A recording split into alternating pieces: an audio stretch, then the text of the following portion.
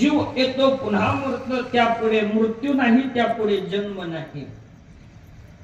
म्हणजे हे मत मानणारा हजारो वर्षापूर्वी एक दर्शनकार होऊन गेला, त्याचं नाव चार्वाक. म्हणजे आताच्या काळामध्ये एखाद्याने नाही मानला तर एवढं आश्चर्यकारक म्हणायची गरज, आश्चर्य वाटून म्हणायची गरज नाही. परंतु तो सुद्धा एक दर्शनकार आहे. दुसरा गोष्ट, काही जणांनी या भगवान परमात्म्याचा शोध घेण्याचा प्रयत्न केला,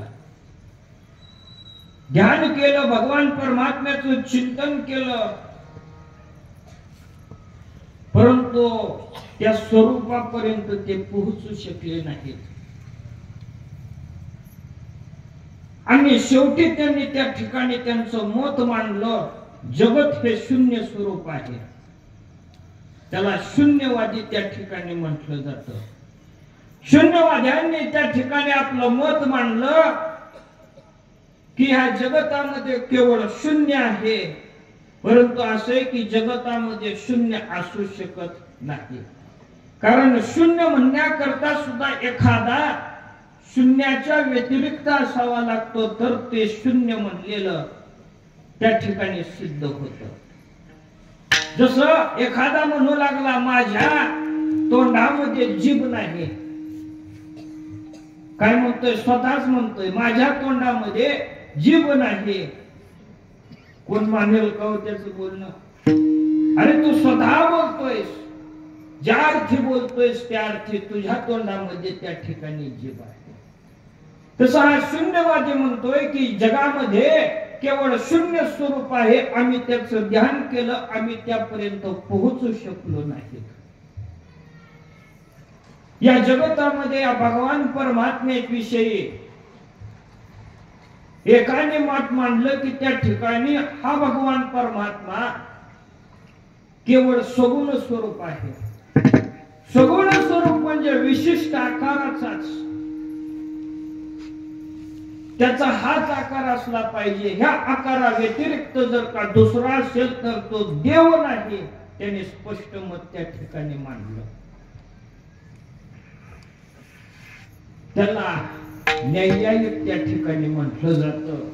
वैशेषिकांनी भगवान परमात्मा सगुण स्वरूपही मानला, निर्गुण स्वरूपही मानला, परंतु सगुण स्वरूप मानत असताना हा भगवान परमात्मा त्या ठिकाणी एकदेशी मांडला. म्हणजे एकाच ठिकाणी भगवान परमात्मा आहे. म्हणजे असे अनेकांनी अनेक मत त्या ठिकाणी मांडलेले आहेत, परंतु आपल्या संतांनी या भगवान परमात्म्याच्या स्वरूपाचं वर्णन करत असताना म्हणले त्याला नाही म्हणणं सहन होत नाही आणि आहे म्हणणं सुद्धा सहन होत नाही. तो आहे परंतु वेदाला सुद्धा सांगता आला नाही, श्रुती मातेला सुद्धा खऱ्या अर्थाने सांगता आलेला नाही. कळला नाही असं नाही, कळला, यथार्थ रूपाने कळला, परंतु जसा आहे तसा मांडता आलेला त्यांना नाही. वेद जाणू गेला पुढे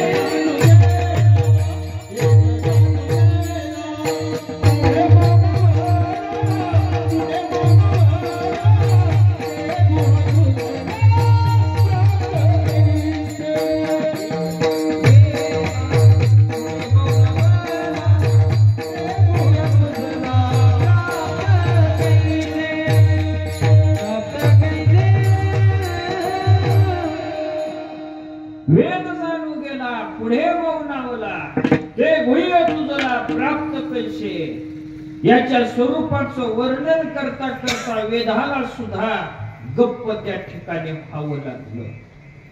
म्हणून या भगवान परमात्म्याविषयी मत सांगत असताना की जसं कुरुक्षेत्रावरती युद्धाच्या प्रसंगामध्ये अर्जुन महाराज त्या ठिकाणी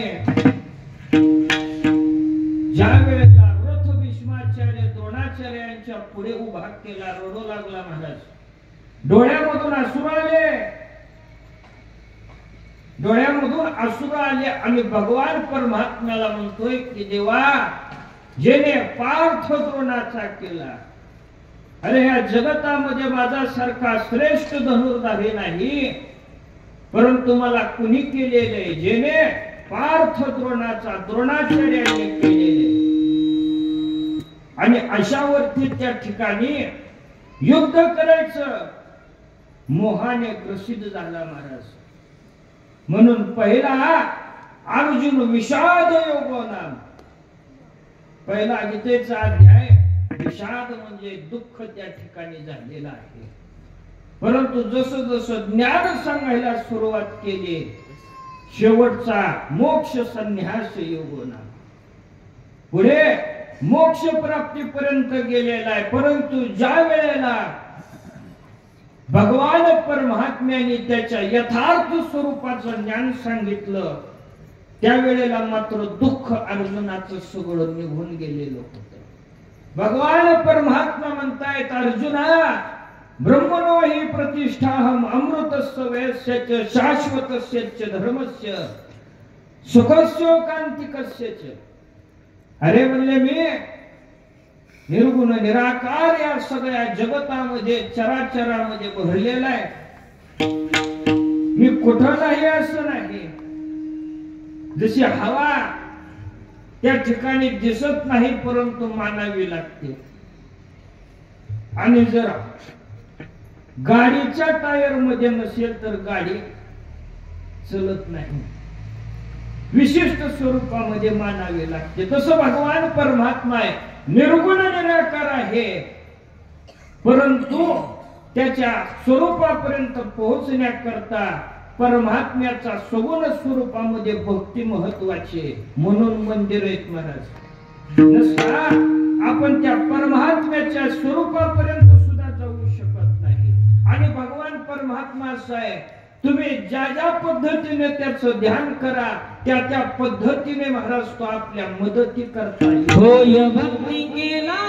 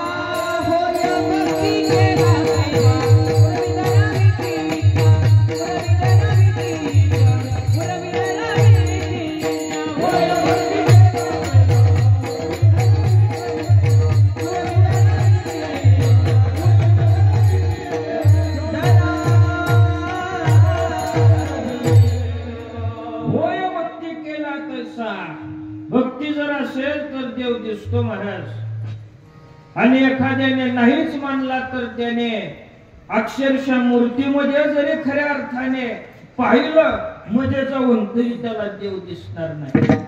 आणि ज्याने भक्तीने देव पाहिला त्याला चराचरामध्ये महाराज त्या ठिकाणी देव दिसू लागेल. देव विठ्ठल दळी थळी भरला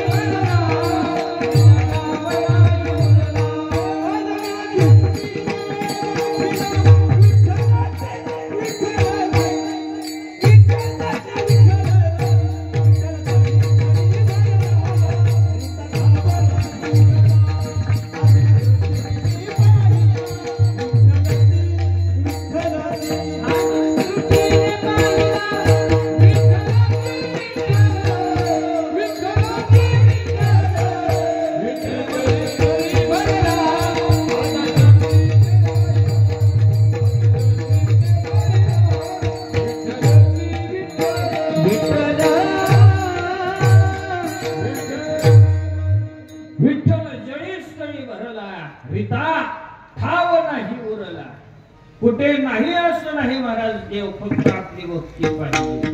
आणि असं आहे की प्रत्येक जीवाची अपेक्षा असते की आपल्या जीवनातलं दुःख जावं, म्हणून भगवान परमात्म्याने सुद्धा वेळोवेळी मार्गदर्शन केलेले. शिवपुराणामध्ये पाहिलं तर भगवान महादेवांनी त्या ठिकाणी या सगळ्या जगाला उपदेश केलेला आहे. बाबांनो, या संसारिक जगामध्ये जर का कोणती तुमची इच्छा मूल्य पूर्ण होत नसेल तर एक संकल्प करा की जो संकट चतुर्थीचं व्रत आपण त्या ठिकाणी मानतो हे भगवान शंकरांनी शिवपुराणामध्ये महाराज सांगितलेलं आहे बर का. म्हणजे त्याचं एवढं त्या ठिकाणी महत्व आहे.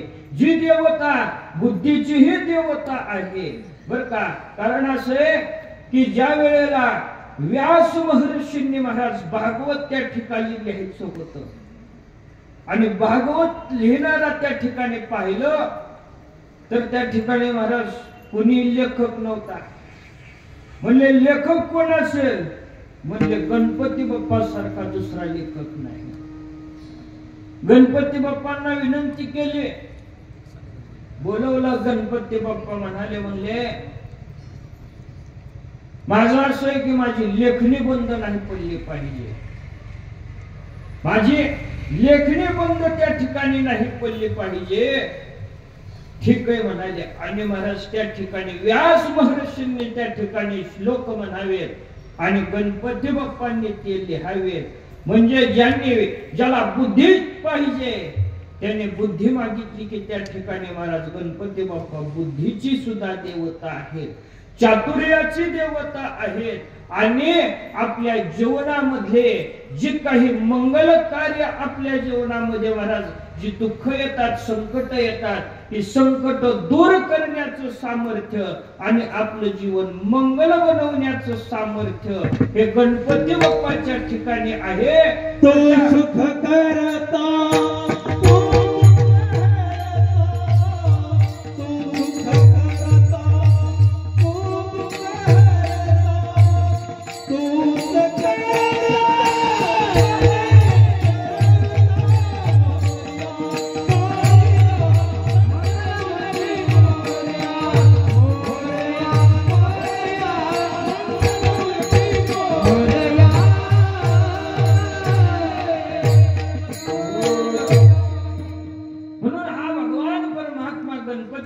त्या ठिकाणी आपलं जीवन सुखी करणार आहेत, दुःख आपलं दूर करणार आहेत. परंतु एक आहे, भगवान परमात्म्याच्या पुढे उभं राहून माझ्यावरची संकट, माझ्यावरची दुःख दूर करा असं म्हणून त्या ठिकाणी होत नाही महाराज. त्यासाठी काहीतरी द्यावं लागतं. ते दिलं तर देव तसा होतो. अभंगाच्या पहिल्या चरणात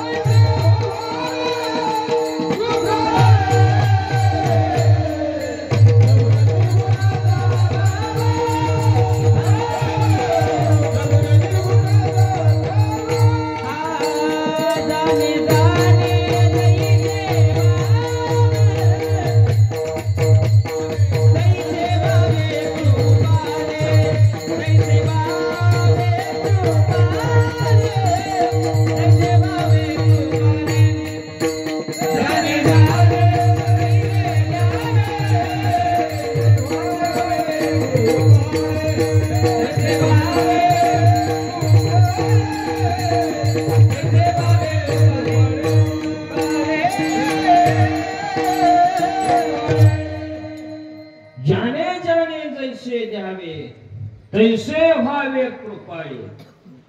महाराज ज्याने देवाला जे दिलेले देव त्याच्या करता तसाच त्या ठिकाणी होत असतो. मग देवाला काय द्यावं? देवाला तर पाहायचं झालं तर महाराज देवाला एकाच गोष्टीचं समर्पण आपल्याला करता येतं आणि तेच समर्पण जीवनामध्ये महत्वाचं आहे, ते म्हणजे मनाचं. त्याला आपण साध्या भाषेमध्ये श्रद्धा त्या ठिकाणी म्हणतो. जर आपली भावना, आपली श्रद्धा, आपलं मन ज्या वेळेला आपण सर्वस्वाने देवाच्या चरणावरती अर्पण करतो, देव आपल्या करता तसाच मन हा मोगरा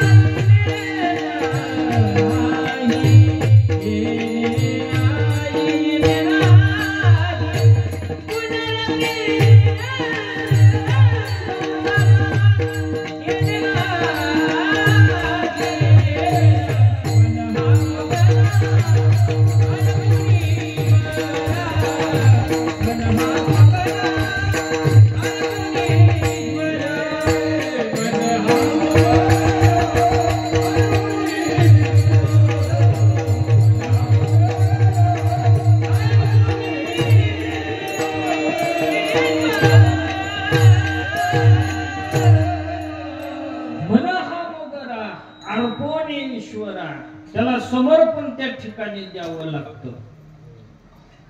एक शिकारी होता महाराज, वनामध्ये राहणारा, वनामध्ये त्या ठिकाणी शिकार करून स्वतःच पोट भरणारा होता. परंतु त्याच्यामध्ये एक चांगला गुण होता. कोणता होता तर अतिथी देवो भव. तो त्याच्या घरी आलेल्या अतिथीचा अतिशय चांगल्या पद्धतीने स्वागत करत होता. हा चांगला गुण त्याच्यामध्ये त्या ठिकाणी होता.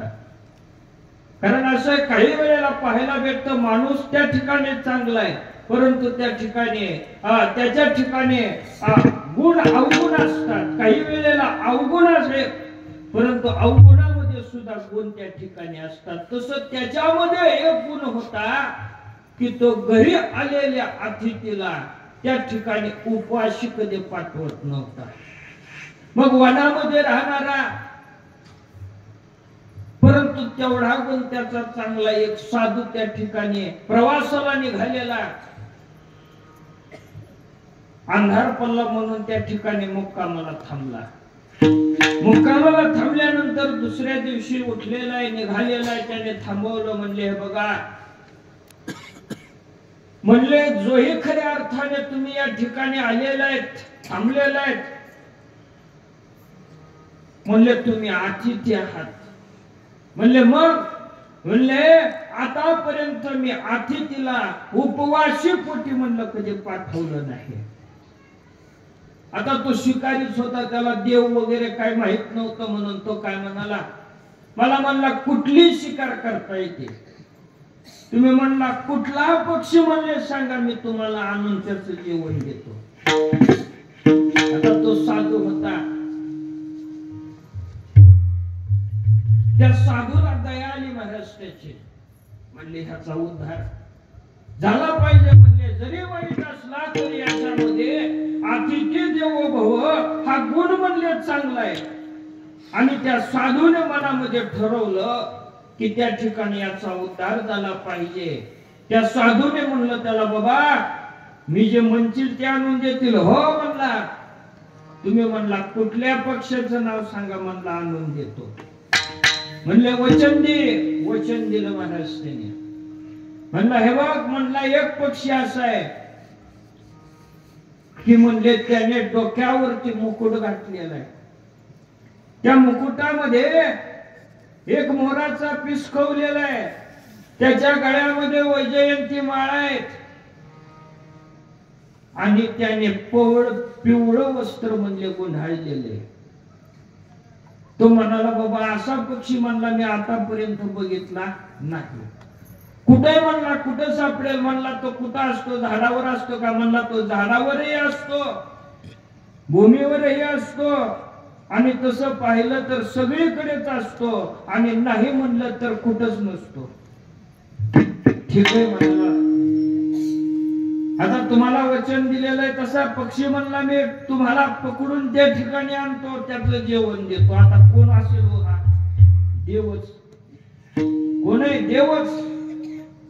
वनामध्ये गेला, हुडकितोय हुडकितोय, ह्याला विचार त्याला विचार, सगळे म्हणू लागले बाबा असा पक्षी आम्ही आतापर्यंत कधी पाहिला नाही. आणि अक्षरशः 14 दिवस पोटामध्ये अन्न नाही त्याच्या. काय म्हणतोय? घरी अतिथी उपवास आहे, मी कसा जेवण करू जोपर्यंत पक्षी तो सापडत नाही. असा म्हणला प्राण सोडील, परंतु त्या ठिकाणी म्हणला त्या पक्षाला तरी आणि नाहीतर प्राण तरी सोडेल. 14 दिवस महाराज त्याच्या पोटामध्ये अन्न नाही. भगवान परमात्म्याला दया आली महाराज, आणि एका झाडावरती त्या ठिकाणी जाऊन बसले. आणि ह्या शिकाऱ्याने पाहिल्याबरोबर तो म्हणाला, अरे बाबा म्हणला किती म्हणला तुला हुडकीत होतो, म्हणला कुठं होतं. त्याने काय केलं? जाळ टाकलं महाराज. कोणावर? देवावर जाळ टाकलं, पकडलं आणि त्या साधूकडे घेऊन आला. हे बघा म्हणला हा जो पक्षी म्हणले तुम्हाला पाहिजे होता तो का म्हणले आणलाय. साधूने पाहिलं महाराज, प्रत्यक्ष भगवान श्रीकृष्ण परमात्मा दर्शन घेतलं आणि त्याचा उद्धार त्या ठिकाणी महाराज केला. तुमच्या मनामध्ये जी भावना असेल तशा पद्धतीचा त्या ठिकाणी देव हा होत असतो. परंतु हा देव जर का पाहिला तर म्हणले आहे तरी कसं, आम्ही भक्ती कशी करायची? शास्त्र सांगतो तो निर्गुण निराकार आहे आणि तुम्ही सांगता सगुण साकार त्या ठिकाणी आहे. मग असा आम्ही हुडकायचं कुठं? याचं उत्तर तुकोबा या अभंगाच्या दुसऱ्या सगुण निर्गुणाचा ठाव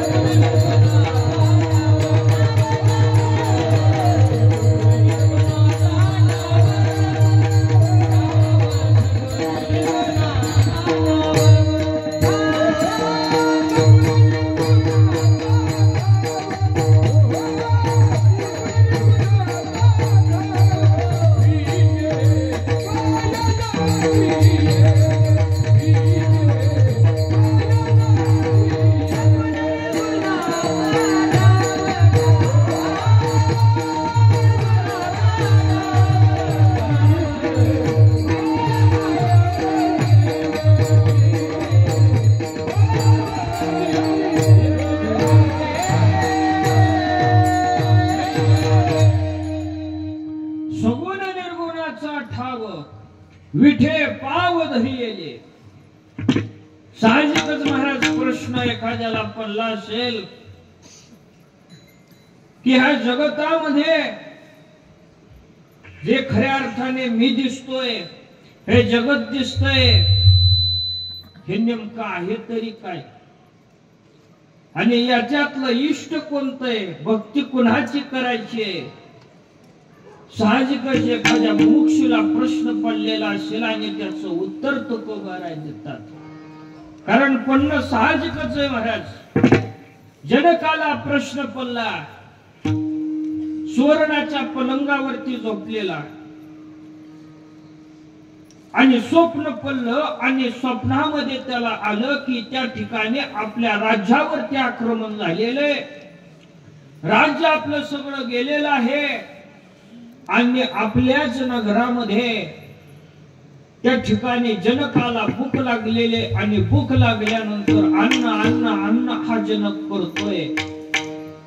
म्हणून एक झोडी हातामध्ये घेतलेले आणि आपल्या नगरामध्ये काय मागतोय तर अन्न मागतोय. कशा करता? भूक लागली म्हणून. झोपलाय कुठं? सुवर्णाच्या पलंगावरती.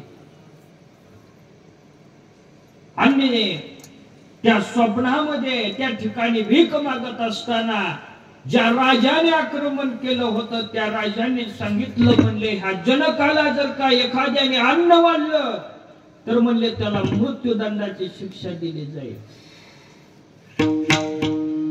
आणि तेवढ्यामध्ये ह्या जनकाला जाग आली महाराज. आणि जाग आल्याबरोबर डोळ्यामधून पाणी आलं जनकाच्या. प्रश्न पडला, म्हणले जे पाहिलं होतं ते खरे का आज या ठिकाणी जागृतीमध्ये आहे, सुवर्णाच्या पलंगावरती त्या ठिकाणी आहे, म्हणले हे खरे. आणि खोटं म्हणावं तर डोळ्यामध्ये अश्रू आलेले होते. पंडिताचा दरबार बनवला, त्या ठिकाणी बोलवला, दरबारामध्ये प्रश्न मांडला. स्वप्न पडलं होतं, अन्न अन्न करीत होतो, अन्न भेटलं नाही. म्हणले ते खरंय का आताच खरंय? म्हणले एवढं सांगा. ते खरंय का हे खरंय? म्हणले एवढं सांगा. उत्तर कुणाला देता आलं नाही महाराज. म्हणला उत्तर नाही देता आलं. सगळ्याला म्हणला कारागृहामध्ये टाकलं. सगळ्या पंडितांना उचललं, कारागृहामध्ये महाराज टाकलं. एक 8 वर्षाचा मुलगा पाण्यामध्ये खेळत होते, काही मित्र होते, आणि ते मित्र त्या 8 वर्षाच्या मुलाला त्या ठिकाणी पाण्यामध्ये बुडवीत होते. एक मनुष्य निघाला. तो मनुष्य म्हणाला, अरे बाबा, म्हणले त्याला बुडवू नका, म्हणले त्याला बाप नाही. त्या 8 वर्षाच्या मुलाला दुःख झालं. परत घरी आईकडे गेला. आईला विचारलं, म्हणले का मला बाप नाही का? त्याची आई म्हणाली, बाबा आहे. म्हणले जनकाच्या कारागृहामध्ये म्हणले तुझा बाप. म्हणले का ठेवलंय? म्हणले त्या जनकाचा प्रश्न आहे, त्या प्रश्नाचं उत्तर म्हणले कुणाला देता येत नाही. म्हणले ह्या जगामध्ये असा प्रश्न नाही की त्याचं उत्तर नाही, मी देईन म्हणला उत्तर. जनकाच्या दरबारामध्ये गेला, आणि गेल्याबरोबर सगळे हसू लागले महाराज त्याच्याकडे पाहून. का 8 ठिकाणी वाकडा होता. किती? 8 ठिकाणी वाकडा होता. का झालेला होता? त्याचे वडील ज्योतिषी होते महाराज, पंडित होते. ज्योतिषाची अंकमोड करता करता गणित सुटत नव्हतं. कितीतरी वेळ त्या ठिकाणी झालेला होता. आणि शेवटी ह्याने गर्भामधून आवाज दिला आणि ते गणित सोडवलं. बापाने त्या ठिकाणी पोटावरती लात मारली. लात मारली याचं कारण लेकाने बापाला शिकू. त्या मुलगा जन्माला आला, त्या लाटेमुळे 8 ठिकाणी वाकडा होता. तो अष्टावक्र त्या ठिकाणी आला. सगळे हसू लागले. हा अष्टावक्र सुद्धा हसू लागला.